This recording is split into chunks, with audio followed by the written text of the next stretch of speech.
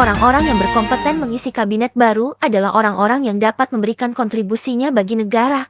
Orang-orang yang akademisinya real bukan boleh beli. Berikut adalah pendapat netizen mengenai orang-orang yang berkompeten mengisi kabinet baru Indonesia. Ada yang saya apresiasi nih dari Pak Prabowo ya. Pak Prabowo kan akhir ini baru memanggil nama-nama figur yang disinyalir akan mengisi kabinet kerja di bawah pemerintahan Pak Prabowo. Ada yang saya apresiasi dari pemanggilan nama figur itu. Yang pertama, Pak Prabowo itu mau memanggil Bu Veronica Tan, mantan istri dari Pak Ahok, yang disinyalir Bu Vero ini akan mengisi instansi yang berbau perlindungan perempuan dan anak. Saya anggap Bu Vero ini kompeten di bidang itu, dan kalau beneran Bu Vero ditempatkan di bidang yang berbau perlindungan perempuan dan anak, saya sangat mengapresiasi. Yang kedua, Pak Prabowo memanggil Stella Christy yang background pendidikannya kalau disebutkan itu wah sekali. Bahkan kalau disebutkan satu persatu, pendukung Prabowo sendiri aja melongo, nggak tahu apa itu. Saya Profesor Stella Christy, PhD. Saya adalah dari akademisi, saya adalah profesor dan guru besar dan research chair di Tsinghua University, Beijing, China. Tentu saja saya orang Indonesia asli. Saya menyelesaikan gelar S1 dari Harvard University, gelar S2 dan S3 dari Northwestern University, dan saya sudah menjadi guru besar di Swarthmore College, itu nomor 3 universitas paling baik di Amerika Serikat, dan sekarang juga saya menjadi sebagai guru besar di Tsinghua University.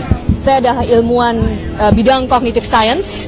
Cognitive science adalah mempelajari tentang bagaimana kita berpikir, jadi tentang otak dan tentang cara pikiran yang memasukkan manusia dan juga hewan dan juga artificial intelligence. Jadi ilmu saya adalah interdisiplinari. Sekian perkenalan.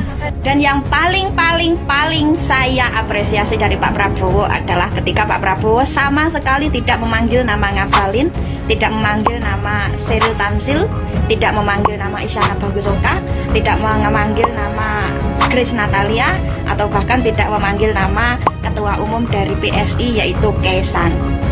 Kenapa saya mengapresiasi Pak Prabowo tidak memanggil nama Ngabalin atau orang-orang yang saya sebutkan tadi? Ya minimal Pak Prabowo tidak menambah beban negara lah dengan menempatkan orang-orang yang tidak kompeten di kabinet kerjanya. Dan dipanggilnya Dr. Stella Christy sekelas ilmuwan ini juga mengobati keresahan saya sebagai oposisi dari Pak Prabowo. Saya berpikir oke lah ya, Pak Prabowo memanggil orang yang kompeten di bidangnya, yang akademisinya itu benar-benar real gitu loh, tidak beli. Dan semoga Profesor Stella Christy yang notabene itu menjadi guru besar di Tsinghua University Beijing Cina ini ditempatkan di Menteri Pendidikan. Saya berharap Stella Christy bisa memperbaiki sistem pendidikan di Indonesia yang kemarin dirusak oleh menteri dari Pak Jokowi, yaitu sistem zonasi yang dibuat oleh Muhadjir Effendi dan kurikulum merdeka yang dibuat oleh Nadiem Makarim. Kurikulum yang notabene memperburuk sistem pendidikan di Indonesia. Semoga Profesor Stella Christy ini mampu memperbaiki sistem pendidikan di Indonesia. Yang kenyataan pahitnya masih ada loh siswa SMP atau SMA yang belum bisa membaca.